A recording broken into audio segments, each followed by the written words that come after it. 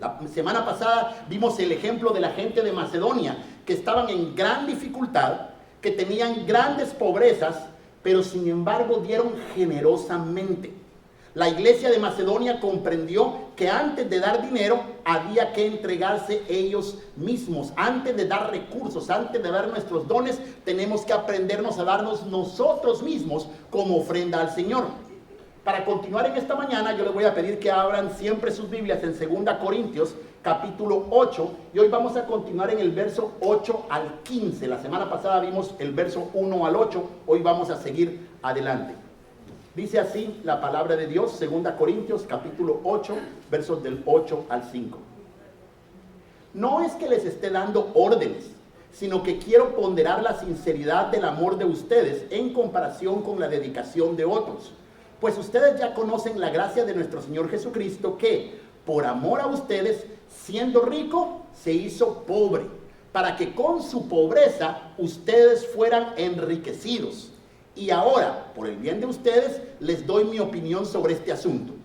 Desde el año pasado, ustedes no solo fueron los primeros en hacer algo, sino que deseaban hacerlo. Así que ahora, dentro de sus posibilidades, lleven a cabo lo que ya estaban dispuestos a hacer. Porque si hay una buena disposición, lo que se da es bien recibido, según lo que uno tiene y no según lo que uno no tiene.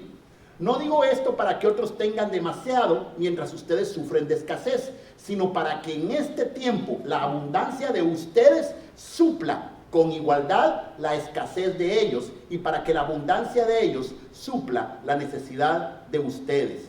De este modo habrá igualdad, como está escrito: el que recogió mucho no tuvo más, y el que recogió poco no tuvo menos. Inclinamos nuestra cabeza y vamos a orar. Gracias, Padre, te damos en esta mañana, porque al abrir tu palabra podemos encontrar ella el consejo, podemos encontrar vida eterna. Padre, te pedimos que al escucharla, ella entre en nuestra mente, en nuestro corazón, la guardemos, la atesoremos, de tal manera que al salir de este lugar salgamos a vivir por tu palabra. Es tu palabra nuestra norma de fe y conducta, es tu palabra la que contiene lo que creemos y lo que nosotros hacemos. Padre, yo también te ruego por mí, para que al abrir mi boca pueda hablar con denuedo y valentía el misterio del Evangelio de Cristo Jesús, en quien oramos. Amén y amén. Para recordar el contexto de la semana pasada, Pablo le está escribiendo a la iglesia de Corinto y los está tratando de motivar para que ellos ayuden a la iglesia de Jerusalén, porque la iglesia de Jerusalén está pasando tiempos difíciles, está pasando persecución, pero además de eso está pasando escasez. Y para motivarlos, para ayudarlos a que den con facilidad, les pone el ejemplo de la iglesia de Macedonia. Es una iglesia que, aunque también estaba pasando por sus propias aflicciones, el verso 2 del capítulo 8 dice que eran grandes aflicciones, además también estaban pasando por mucha pobreza. Ellos dieron libremente, con espontaneidad, y dieron de acuerdo a sus posibilidades, y el capítulo sigue diciendo que dieron incluso más allá de sus posibilidades, porque dieron con generosidad. Pablo utiliza dos palabras para calificar, para decir cómo era la ofrenda de Macedonia. La primera palabra que él utiliza es la palabra diaconía, que significa servicio y que muchas veces también se traduce como ministerio. Así que debemos aprender que dar es un acto de servicio, dar es un ministerio. Quien ejerce un ministerio es un ministro, así que no tengo ningún problema para decirle que aquí hay una congregación de ministros. Cuando oímos nosotros la palabra ministro, a veces pensamos nada más en el ministro de Estado, aquel al que cuando aparece en una reunión todos se paran y se ponen firmes porque está entrando el señor ministro. Y este señor ministro viene normalmente acompañado de un séquito, de un montón de personas que le limpian hasta la silla donde él se va a sentar. Pero la palabra ministro significa realmente servidor o sirviente. Nosotros somos ministros todos. Pero debemos preguntarnos, ¿a quién servimos nosotros cuando servimos? La respuesta que va a decir la mayoría es: servimos a Dios.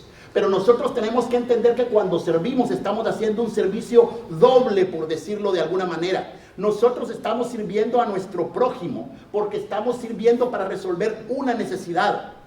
Por ejemplo, a inicios de este año se recordarán del año escolar, en agosto, se recordarán que nosotros juntamos, junto con todos los hermanos de la iglesia, más de 200 maletas escolares para llevarles a los niños aquí de la escuela elemental de Cleveland. Ese es un servicio para los niños, es un servicio para los papás de esos niños, era un servicio para la escuela y al final era también un servicio para la comunidad. Sin embargo, la Biblia también nos dice que cada vez que nosotros servimos a esos pequeños, en este caso los pequeños de Cleveland, pero puede ser cualquier persona que esté en necesidad o que esté en situación de minusvalía, nosotros estamos también sirviendo a Dios. Y esas dos cosas no se deben salir de nuestra mente. Cuando servimos a la gente, pero también estamos sirviendo a Dios. Nosotros todos somos diáconos, diaconía, la palabra de servicio, todos somos diáconos, todos somos servidores, todos somos ministros de Dios y todos estamos llamados a ejercer nuestro ministerio, todos estamos llamados a servir en donde sea que nosotros estemos. Puesto en otras palabras, nosotros estamos llamados a dar y estamos llamados a dar con generosidad, como un acto de servicio a nuestros hermanos, pero también como un acto de servicio a nuestro Dios. Bonito, ¿verdad? Sencillo, no hay que quebrarse la cabeza. Ustedes y yo somos ministros y estamos llamados para servir, es decir, para dar y dar con generosidad a la gente que está alrededor de nosotros. La segunda palabra que él utiliza aquí en este capítulo es cuando habla sobre el don de dar, utiliza la palabra caris o carisma, de ahí viene la palabra esta carisma, que significa regalo, que significa gracia. Gracia es un regalo que se da de forma gratuita. Yo lo doy porque lo quiero dar y se da sin estar tratando de estar recibiendo algo a cambio. Yo no doy para ver qué me das, yo doy porque quiero dar y ahí acabó la historia.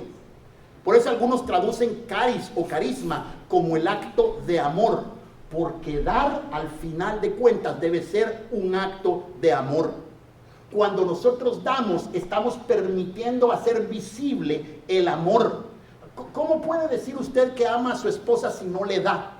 ¿Cómo puede decir usted que ama a sus hijos si no les da? Y no habla solo de dinero, no hablo solo de ropa. Claro que tiene que darle la ropa, tiene que dar dinero, tiene que dar tiempo, tiene que dar lo que tenga que dar para procurar que su persona que usted ama se sienta bien. Dar es sinónimo también en algún momento de amar, porque dar es un acto de amor.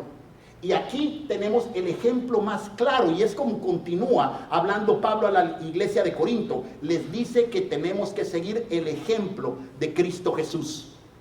Primero les dio el ejemplo de Macedonia, pero luego los llama a que consideran el ejemplo más grande de este momento, que es Cristo Jesús. En un solo verso sencillo, pequeño, Pablo les presenta el ejemplo de Cristo Jesús cuando dice: ustedes ya conocen la gracia, el regalo, ¿verdad?, de Cristo Jesús, que por amor a ustedes, siendo rico, se hizo pobre, para que por su pobreza o con su pobreza, ustedes fueran hechos ricos. ¿Cómo Pablo pasó de un tema tan monetario? Porque está hablando de dinero, o sea, no está hablando de cosas espirituales, diríamos. Él está hablando de dinero. La gente de Jerusalén necesita plata, ayudémoslos, está diciendo él. Pero ¿cómo pasó de un tema tan material, tan monetario, a algo tan teológico y tan espiritual como es la encarnación y el sacrificio de Cristo Jesús? ¿Cómo? Miren, hay un problema, un error que tenemos muchas de las iglesias, muchas de las comunidades cristianas. Y es que nos imaginamos este mundo, imaginamos nuestro mundo como que existieran dos realidades. Pensamos que hay momentos espirituales y hay momentos carnales. Que hay momentos espirituales y que hay momentos que son del mundo, decimos. Nos imaginamos como que si hay dos mundos, un mundo material donde vivimos nuestra vida diaria, y por el otro lado nos hemos imaginado otra realidad, otro mundo que está desligado de este mundo material, y a este otro mundo lo llamamos nuestro mundo espiritual. Y aquí en este mundo espiritual metemos la oración, metemos la ofrenda, metemos nuestros momentos con Dios, le llamamos a eso, le metemos oír un sermón, venir a la iglesia o levantar nuestras manos cuando cantamos a nuestro Dios. Pero tenemos que entender que los cristianos no tenemos una vida espiritual y una vida material. No puede andar su espíritu caminando por allá y su cuerpo caminando por acá. Los cristianos tenemos una sola vida. Para el cristiano, el trabajo en la oficina es tan espiritual como cantar en el culto. Por eso la Biblia nos dice que nosotros no trabajamos como para los hombres, sino que nosotros trabajamos para Dios. Por eso es que la Biblia nos dice que la vida matrimonial es tan espiritual como orar a Dios. Y Dios no se tomó, no le preocupa compararlo. Es más, Él dice que la unión de Cristo con la iglesia es como la unión de una pareja matrimonial, porque todo es espiritual de una u otra manera. Nosotros no decimos, por ejemplo, que el ayuno es una cosa espiritual, y se recordarán hace un par de semanas, dijimos que ayunar realmente es ayudar al pobre. El ayuno es tan espiritual como sacar nuestra billetera y ayudar a alguien que está en necesidad. La vida espiritual no se circunscribe a las paredes de este lugar que con cariño nosotros llamamos comunidad cristiana. La vida espiritual no se circunscribe tampoco solo a nuestros momentos de oración o cuando vamos a un retiro, como van a ir los hombres, por cierto, se apuntan o hablan con David para tener las noticias del retiro. Para el cristiano, todo lo que hacemos es de índole espiritual. Así que Pablo aprovecha esta oportunidad para ponerles el ejemplo más claro de cómo se debe de dar. Pablo inicia dejando algo claro. Dice que Jesucristo, Él es el Señor, Él es Jesús y Él es el Cristo. Cada uno de estos nombres nos describe, cada uno de estos títulos nos describe quién es Cristo Jesús, nos describe a su persona de forma correcta y de forma completa. Primero dice que Él es el Señor.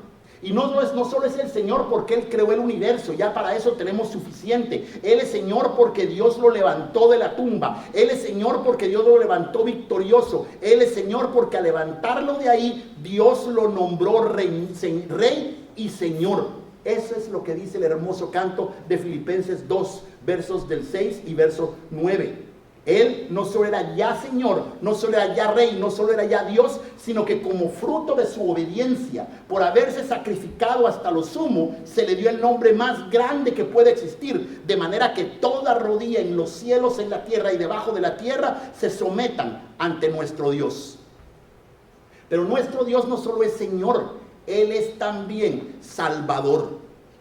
Y le pondrás de nombre Jesús, porque Él salvará a su pueblo. Jesús significa Salvador, y ese es el nombre de Jesucristo. Él es no solo Señor, sino que también es nuestro Salvador. Pero Él es Jesús y Él es Cristo, es decir, Él es Mesías, y Mesías significa ungido.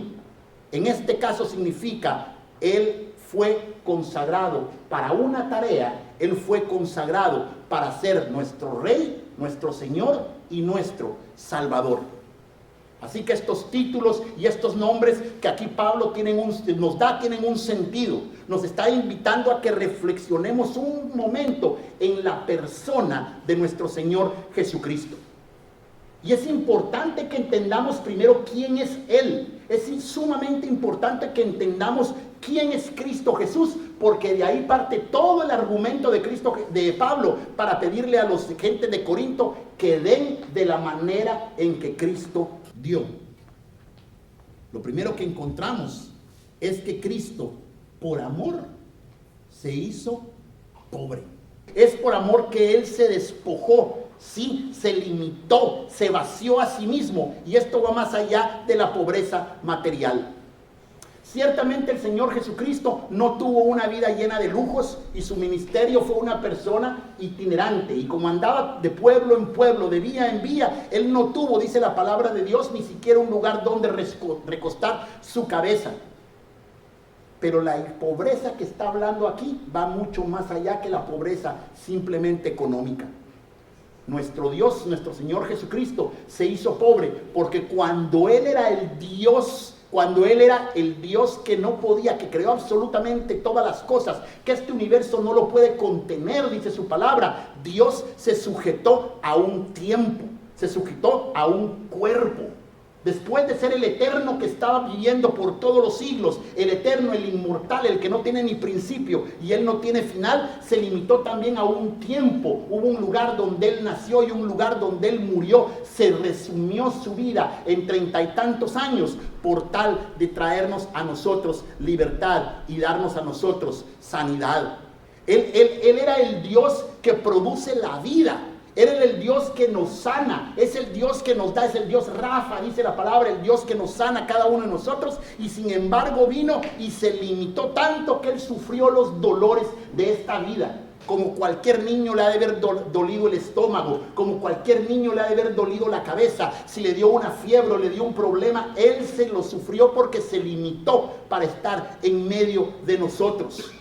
Él se hizo pobre también cuando entonces, estando en este lugar, se identificó tanto con nosotros, que siendo el santo, siendo el perfecto, se vistió de nuestras ropas, de nuestros andrajos y se cubrió de pecado por completo.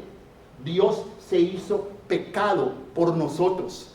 Dios era tan grande, tan perfecto. Él era el dador de vida y sin embargo se sujetó a la muerte y murió en la muerte de cruz. Dios en su amor se consagró por nosotros, es decir, Él nos dio su propia vida, se dio a sí mismo. Eso es consagrarse, eso es consagrarse, es darse a sí mismo. Vemos lo que está pasando acá. Es Cristo Jesús y todos sus dones van más allá de las cosas que Él hizo cuando estuvo aquí en la tierra. Lo que Cristo nos dio no solo fueron sus enseñanzas. Lo que Cristo nos dio no solo fue el ejemplo de cuando Él alimentó a las personas que estaban con hambre. Lo que Él nos dio no solo fue el ejemplo de las personas que no podían caminar y que Él entonces las hizo caminar. El don de Cristo Jesús es que Él se dio a sí mismo. Él se entregó a sí mismo. El Dios todopoderoso, creador del cielo y de la tierra, tuvo que nacer de una mujer. El Dios todopoderoso y rey del universo se limita para ser pobre. El que da la vida se convierte en muerte para darnos a nosotros vida. Esa es la gran idea de Cristo Jesús. Él se dio a sí mismo por completo. Él no dio una limosna, Él se dio a ser a sí mismo. Y al hacer esto, Él nos rescató de nuestra pobreza espiritual, de nuestra quiebra espiritual, de tal manera que en Él hemos sido perdonados de todas nuestras maldades y de todos nuestros pecados. En Cristo Jesús, aun cuando estábamos muertos, espiritualmente éramos unos mendigos, Él nos dio vida en su muerte y en su resurrección. Pero Dios, cuya misericordia es abundante, por el gran amor con que nos amó, nos dio vida juntamente con Cristo Jesús. Aun cuando estábamos muertos en nuestros pecados, la gracia de Dios nos ha salvado. Y también junto con Él nos resucitó. Y asimismo nos sentó al lado de Cristo Jesús en los lugares celestiales, para mostrar en los tiempos venideros las abundantes riquezas de su gracia y su bondad para con nosotros en Cristo Jesús.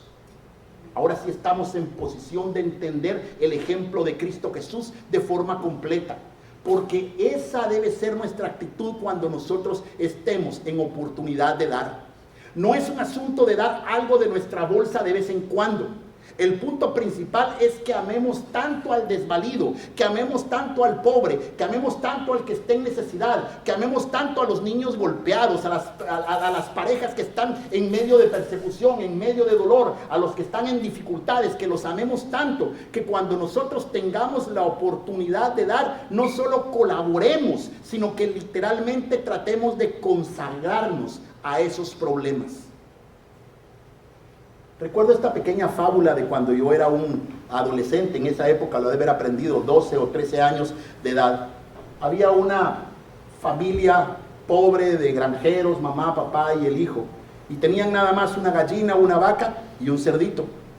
Un día el hijo del granjero se enfermó, se puso bastante malo y todos preocupados estaban viendo qué hacían. La mamá le hizo unos baños calientes, le ponía compresas para tratar de curar al niño, le preparó un tecito, le intentó hacer algunas sopita de hierbas ahí en el lugar. Y los animales de la granja, recuerden que es una fábula que hablan los animales de la granja se reunieron también y dijeron, ¿qué podemos hacer? Y entonces cada uno de ellos dijo, algo tenemos que hacer, dijo la vaca, no puede ser que nos quedemos aquí nosotros parados.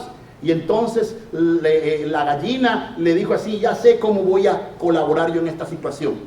De ahora en adelante voy a poner más huevos para que puedan alimentar al niño y entonces el niño se pueda levantar de su lugar de enfermedad. Y entonces la vaca dijo, yo también puedo hacer lo mismo, voy a empezar a hacer más fuerza para dar más leche y así entonces puede el niño comer más leche y entonces hacerse más fuerte. El cerdito se quedó pensando y dijo, ¿y yo qué voy a hacer?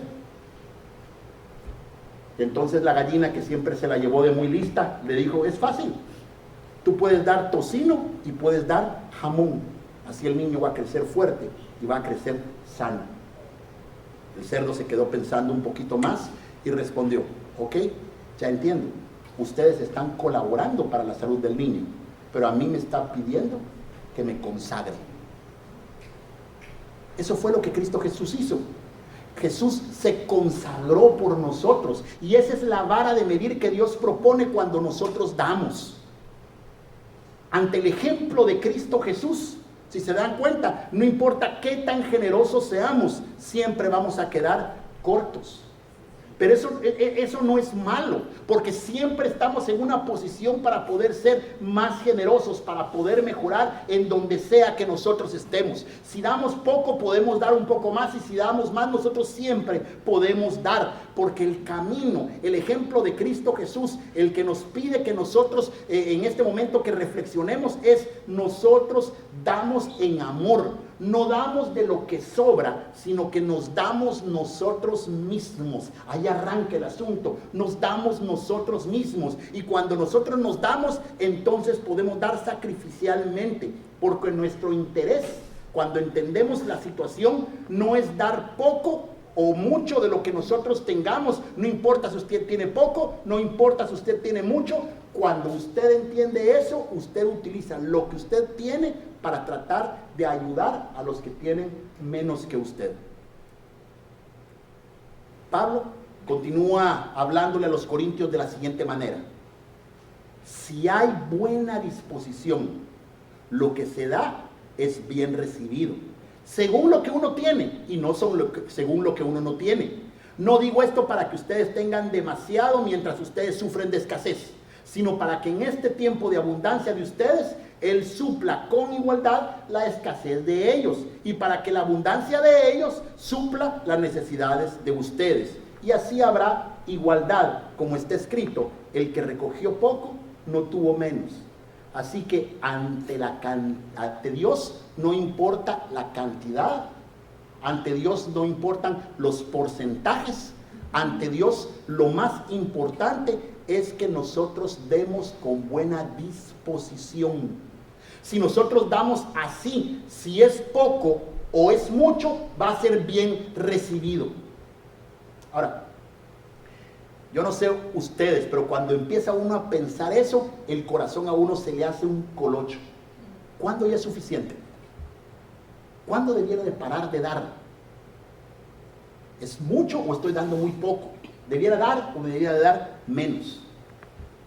Yo no tengo una respuesta en cantidades y no tengo una respuesta en porcentajes. Lo que sí puedo entender son algunas cosas que Pablo está diciendo en este mismo pasaje. Y él está diciendo que nosotros tenemos que aprender a dar de acuerdo a nuestras capacidades. Y acá hay un principio bien interesante. La versión en lenguaje actual, que a mí me gusta leerla de vez en cuando, dice así: Dios no espera que demos lo que no tenemos, pero no porque no queremos que por ayudar a otros les falte a ustedes lo necesario. ¿Qué está diciendo ahí? Es claro, ¿no? Dios espera que seamos responsables primero con las necesidades de nuestra familia. Yo no voy a estar dando, saber, aquí como decían allá en mi país, creo que es un dicho en todos lados, Candil de la calle, oscuridad de la casa. Es decir, allá afuera parezco que soy un gamonal, pero adentro no estoy dando ni siquiera las cosas básicas de nuestra familia. Dios espera que nosotros suplamos en las necesidades de nuestra familia. Nosotros debemos ser responsables. De hecho, la palabra de Dios plantea que si nosotros no somos responsables con las necesidades de nuestra familia, pues parece que no somos realmente cristianos. Pablo le dice así a Timoteo: porque si alguno no provee para los suyos, y especialmente para los de su propia casa, ese niega la fe y es peor que un incrédulo. Así que usted no puede dar lo que no tiene, y no puede estar dando afuera de la casa cuando en su propia casa hay necesidad. Principio interesante que todos podemos seguir. Pero también Jesús habló cuando algunos no querían sostener a sus papás y decían, miren lo que pasa a mis pobres papás no les puedo dar nada porque todo lo que tengo se lo he consagrado al Señor. Eso no es correcto. Pero tampoco lo contrario es correcto. Tampoco nosotros podemos dar poquito porque pues doy solo un poquito porque eso es lo que yo puedo dar. No tengo más.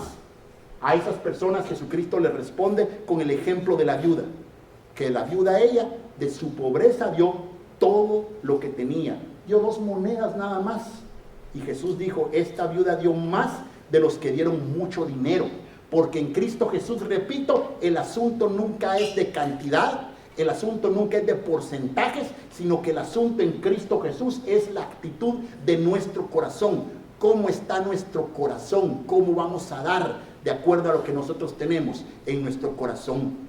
Dios no nos llama a dar más de lo que podemos dar, aunque algunas veces lo hacemos de forma sacrificial, como esta viuda. Pero tampoco nos pide que demos menos de lo que nosotros podemos dar. Hasta el momento, Pablo ha presentado 2 ejemplos. Nos ha presentado a la iglesia de Macedonia, que en medio de su gran pobreza dieron con toda generosidad. Y después nos presentó el ejemplo de nuestro Señor Jesucristo, que no escatimó nada, que entregó su propia vida por nosotros. Pero hay un asunto más que Pablo no quiere dejar libre. Y este asunto, con eso vamos a tratar de terminar en esta mañana. El asunto es que en este mundo hay mucha disparidad. Hay gente que tiene mucho y hay gente que tiene muy poco.